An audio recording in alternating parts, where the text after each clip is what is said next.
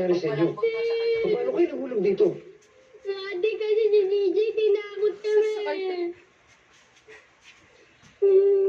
Pinitsara niya kami ng baging. Tapos sabi niya, aso yun. Daddy, yan ang kakang mo sila iligtas eh. Kaya lang, kapatid ang baging. Sobra na talaga yung anak mong yan, Constanza. Sobra na. Victor? Daddy? Victor! Victor!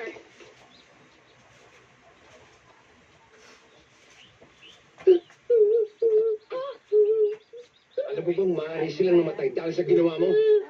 Ha? Victor! Baka naman ang bata eh! Huwag kayo makialam dito.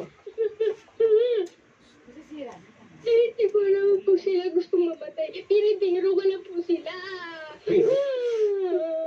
Eh, hindi na biro yung ginagawa mo eh. Kaperwisyo at kapahamakan ang ginagawa mo na itignan mo. Itignan mo. Talaga sinasakta ko yung batang yan dahil salbahe na eh. Sobra na. Baka magkasakit siya sa sobrang takot sa'yo. Kaya mo pagsasabihin ko siya. Yan. Yung ganyan klase pangangatwiran. Kaya lumalaking ganyan ang anak mo eh. Ikaw, Victor!